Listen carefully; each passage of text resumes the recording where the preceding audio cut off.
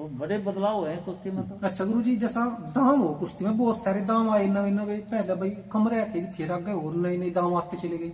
तो आपने भी करी किसी दाम की खोज जी, कि जो मतलब आपने बताया हो कि भाई ये और पहले ना पता उस दाम का?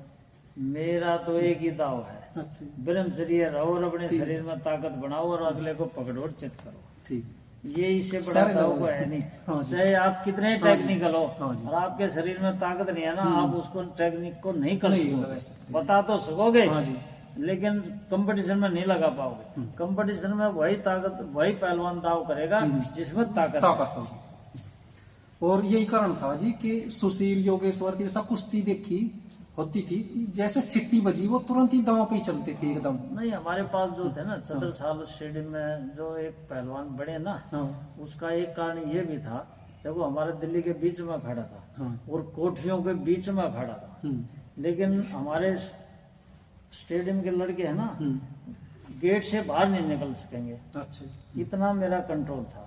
अब मैं तो बच्चे सोए रहते थे, मैं बैठा रहता था कुर्सी पर, रखवाली उनकी, कोई लड़का बाहर भी नहीं देख सका था कमरे से बाहर। टाइम पर ही बाहर निकलेंगे, टाइम पर अंदर चले जाएंगे। वहाँ का एक मेन जो रिजल्ट का कारण था वो यही था कि वो बच्चे रहे बिल्कुल बंद कर। वो मैंने बताया था ना आपको, पाड़ी, हाँ जी हाँ, मजबूत पाड़ी, उनको निकलने दिया। अगर नाई का भी बाल कटाने जाते थे पूछ करके, और कई बार तो मैं नाई को वहीं बुला लेता था, अंदर आ जा भाई, यहाँ बच्चों के बाल काट जा।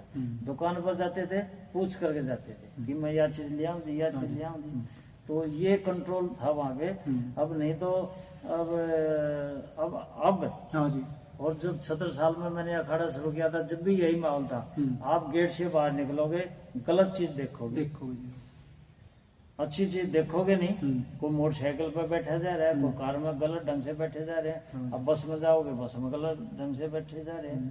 तो समाज में बदलाव आ गया ना बहुत ज्यादा। अब वो बेशर्मी आ गई, बेशर्मी आ गई तो स्पोर्ट्स डाउन हो गया। तो ये बदलाव इतना कुश्ती में इतना आ गया, बहुत ज्यादा। कुश्ती में नहीं, हर एक स्पोर्ट्स में। लेकिन स्पोर्ट कोई भी हो, जो भी आपने बताया कि ये जो कंट्रोल है, एक तरह से पाड़ी वो निगरानी करने वाला, वो मजबूत चाहिए, वो मजबूत, जिससे बच्चे डरते हो, जिससे बच्चे अब जो डरते नहीं। वो देखो बच्चे हैं, अब 12, 13, 15 साल का लड़का या लड़की है, उसका मन जो है चंचल होता है। अब उसको कंट्रोल करने वाली बात है। हमारे स्टेडियम में थे ये सुशीलर थे, सुशीलर से पहले नरेंद्र थे दो हमारे पास, नरेंद्र मात्यन और नरेंद्र खुड्डन। उससे पहले सतपाल दलाल था, रविंद्र मान था, अनिल मान था, एक अनिल खोंगाई का था। ये इंटरनेशनल पहलवान है। राकेश था हमारा सबसे पहला लड़का, फंटी, और बहुत से, अनिल मान था। ये बहुत सारे पहलवान है ना। इनका पहलवान बनने का मेन कारण ये था कि इनका कंट्रोल था। ये जा नहीं सकते कहीं, उधर हिल नहीं सकते अपने। जब हम छुट्टी करते थे इनकी, होली दिवाली पर घर जाते थे 2-3 दिन के लिए। अभी भी वही सिस्टम हमारा, टाइम पर जाना, टाइम पर। और त्योहार जैसे दंगल में हम ले जाते थे, टेम्पू भर के पूरा, साथ सबके साथ जाना, सबके साथ आना। बस दूर हटाए नहीं थे, दूर हटाए नहीं थे।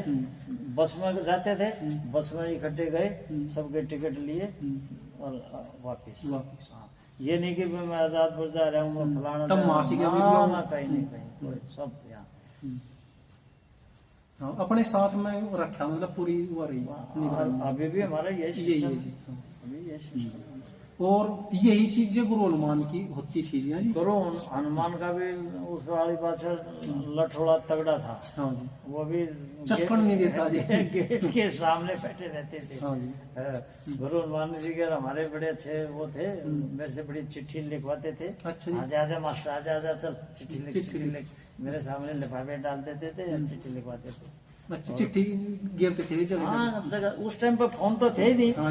चिट्ठियों से वार्तालाप होती थी कि कहीं जयपुर लिखवा रहे हैं, कहीं कुछ लिखवा रहे हैं, कहीं कुछ लिखवा रहे हैं। तो चिट्ठी लिखवाते थे मेरे से। मेरे को मास्टर कहते थे, मैं टीचर लगा हुआ था ना। हाँ जी। आप भी रहे ना जी गुरु हनुमान खड़े में? मैं रहा नहीं, लेकिन प्रैक्टिस करने जाता अच्छा, था, जाते थे अप डाउन करता था। ठीक। वहाँ और वहीं से आपने ये सब चीजें देखी होगी गुरु हनुमान हाँ, की कैसे नियंत्रण कर रहे हैं जी। नियंत्रण उनका बहुत तगड़ा था, और गालियां देते थे बहुत ज्यादा, और ऐसे करते थे, मार जैसे एक्टिंग करते थे अच्छा जी, मारने की, लेकिन छोड़ देते थे। मारते नहीं थे। डर इतना बैठाते थे। हाँ, डर इतना बैठाते थे कि बहुत ज्यादा। हाँ जी, कि मारा हुआ भाई आज छोड़ देने गुरु जी ने भी हिंदुस्तान की कुश्ती में तहलका मचाया। मचा जी, इतिहास रचा है जी आज भी। गुरु हनुमान ऐसी शख्सियत है जी, देखो उन्हें भारत रत्न मतलब देना चाहिए सरकार को, ये नहीं जी। देना चाहिए, देखो उस टाइम पे हाँ जी, हिंदुस्तान की पूरी कुश्ती वहां सिमटी हुई, वहीं सिमटी थी।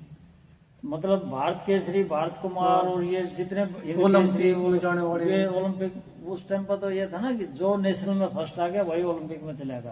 अब की तरह नहीं था कि ट्रायल होके भाई वर्ल्ड चैंपियनशिप हो रही है, क्वालिफाई करो, फलाना करो, ढकना। अब तो जो उसमें फर्स्ट आ जाता, जो नेशनल वही, इसलिए पहले ओलंपिक ज्यादा हो गए। अब मुश्किल तो अब हो रही है ना। क्या हो रही ये क्या कारण रहा जी इस बार? केवल अमन नहीं करा जी वो ओलंपिक के लिए क्वालिफाई। अब लड़कियों में 5 ने कर रखा था ना। नहीं, लड़कियों में तो कर रखा था। नहीं, लड़कों के भी तो अलग वजन थे जी। भाई वो चांस तैयारी की बात है ना। अच्छा, और मतलब कर ही नहीं पाई इतना, कर ही नहीं पाए, क्वालिफाई नहीं हो पाया और वजन। भाई एक ऐसा समय था हमारे, मेरी याद में 6 भी गए हैं एक हाँ जी, पहलवान, और 4 भी गए हैं, लड़की एक भी नहीं जाती थी। और अब लड़की जान अब लगी है। लड़की भाई जाने लगी।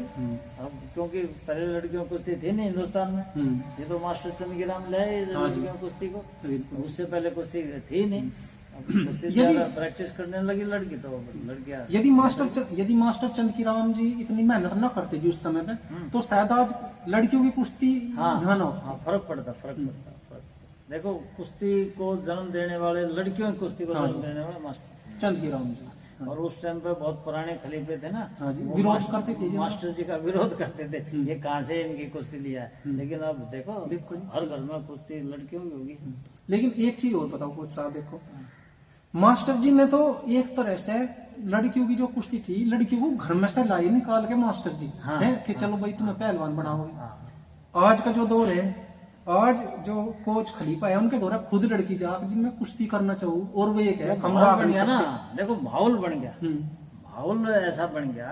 और एक ये जो मिलता है ना धनराशि, इससे भी लोगों का रुझान होगा कि भाई पैसा भी है, नौकरी भी है, और इज्जत भी है। अब कुश्ती में तो भाई इज्जत भी है, पैसा भी है, नौकरी भी है, और नौकरी से तो सारा जीवन बदल जाता है फिर। नहीं, वो तो है जी कोच साहब। नहीं, अब तो कुछ कोच खलीफा फिर ये क्या है ना कि भाई हम तो रखते नहीं अपने दौरे, कहीं नोटा देख लो लड़कियों को। नहीं है ऐसा जगह, कहीं लड़कियों की कोचिंग है, कहीं लड़कों की कोचिंग है, कहीं दोनों की कोचिंग है। हाँ जी, ये है, वो तो अलग अलग अपना होता है भाई, उसका दिमाग, वो जो संस्था का संचालक है उसके ऊपर निर्भर है, उसके ऊपर निर्भर है। वो अकेले लड़कों के रखे या लड़कियों की रखे या दोनों की रखे, वो तो उनकी बात है ना। वो जो जिसका है, संस्था जिसकी है, वो क्या चाहता है। लेकिन मास्टर चंद्रगिराम जी ज्यादा बड़े वे मान लो बड़ा दिल था उनका जी। हाँ, उन्होंने पहले अपनी लड़कियों से ही शुरू किया। क्योंकि ये बताओ जी कि मास्टर जी का कोई दोस्त था, वे उसके पास गए, उसकी लड़की थी, उसने मास्टर जी ने कहा भाई तेरी लड़की को चलो पहलवान बनाओगे। अब मास्टर जी तो बैठे थे जैसे कमरे में, अंदर वो जो आदमी था वो अपनी घरवाली को कहा उसने कि मास्टर जी ने कह रहा, तो उसकी जो घरवाली थी उस आदमी की, उसने अपने मालिक को कहा कि मास्टर जी मेरी लड़की को तो आ लिया पहलवान बना, लड़की इसके भी तो ये अपनी को न बना लो। अच्छा, तो वह बात सुन ली मास्टर जी ने, तो कुछ नहीं कहा। मास्टर जी ने सोचा फिर ये कि भाई एक बात देखे इसकी भी ठीक है। नहीं देखो मास्टर जी ने भी अपने समय में बहुत बड़े पहलवान हुए और कुश्ती जगत में तहलका मचा। फिर मास्टर जी ने अपनी लड़की और पहलवान बनाई, लड़की लड़का दोनों ही हिंदुस्तान के टॉप रेसलर। रोहतक मेरे को याद है एक कंपटीशन भारत केसरी लड़कों का, भारत केसरी लड़कियों का हुआ था। मास्टर चंद्रगिराम का लड़का तो भारत केसरी बना था, और मास्टर जी की लड़की भारत केसरी, महिला भारत केसरी। और एक और है जी, दोनों बहन भाई एक कंपटीशन में हिंदुस्तान के टॉप। बताओ, और मास्टर जी की लड़की का लड़का भी पहलवान, हाँ वो पहलवान उसका लक्ष्मी का जी, और वो भी बड़े वजन में है जी, तगड़ा पहलवान। तगड़ा। वो एक फिल्म में भी है जी, उसकी सलमान खान की शायद वो ठाड़ा सा गिरे उसकी साथ लड़ा है ना, वो वही है जी। अच्छा कर वो तो मुझे ध्यान नहीं, मैं पिक्चर तो ना मैं देखने देता ना मैंने देखी कभी। अच्छा जी, कभी नहीं देखी जी। हाँ और यहाँ तक भी है कि ये चलो पिक्चरों की बात आ गई, हम हमारे अखाड़े का रूल रहा है ये, हम फोन भी नहीं रखने देते किसी को भी। अच्छा जी, फोन हमारे पास होगा, जिस बच्चे ने फोन करना होगा अपने घर पे अपने माँ बाप का हमारे फोन से फोन करेगा, बच्चों के पास फोन हम नहीं रखने देते, क्योंकि मैं मानता हूँ कि ये एक फोन की जो एक बीमारी है ना, ये बहुत बुरी बीमारी है हमारे समाज में, ये दिमक आ गई दिमाग है जी। ये बच्चों को बहुत गलत रास्ते पे ले जाता है। क्योंकि हर एक चीज के फायदे भी और नुकसान भी, हाँ लेकिन यदि नुकसान की तरफ को चल गए तो फिर बहुत बड़े हो जाओ। बहुत बड़ा नुकसान है, फोन तो बहुत बीमारी आ गई। आप देख लो ना, आपसदारी सारी खो दी, खत्म कर मैं और आप बैठे हैं, आप अपने फोन में लग लग रही रहे है, हैं, मैं अपने में लग रहा हूँ, मैं अपने में लग रहा हाँ हूँ, बताओ, आपस में बात भी नहीं कर रही, राम राम में नमस्ते भी नहीं वो होती, भी खत्म जी। वो भी खत्म। हाँ जी। तो ये तो बीमारी आ बीमारी गई। जी, हाँ। हाँ ये बहुत बड़ी बीमारी है सर। और कुछ सारी एक चीज और बताओ, हाँ। जो आज का दौर है ना, कई औरतें तो ऐसी अपने बच्चों को, छोटे छोटे बच्चे जैसा, उनको खिलाने की बजाय फोन हाथ में दे दे उन्हें कि तुझे खिलाना ना पड़े, यूं इसको देख रेख ना करनी पड़े, वो उसमें हिल लग वो जाता है। अपना पीछा चढ़वा रहे हैं ना, लेकिन वो उसका भविष्य बर्बाद कर रही है। भविष्य बर्बाद। ये मैं कहता हूँ ऐसे माँ बाप उनके दुश्मन है, हाँ, अपनी औलाद के ही दुश्मन अपने है। औलाद के दुश्मन। ये तो एक यदि वो कोरोना- रोवे तो रोने, तो पहले भी तो रोवे थे बच्चे, हाँ है नहीं जी? पहले भी रोते थे, और अब तो एक लड़का एक लड़की है। हाँ जी, पहले पहले तो 5-5, 7 थे। 6-6, 8-8 भी हो जाते थे। और जो आज वाली के 5-7 हो जाए तो क्या रास्ता हो जी। वो खुदकुशी करनी पड़ेगी हाँ उसको। जी।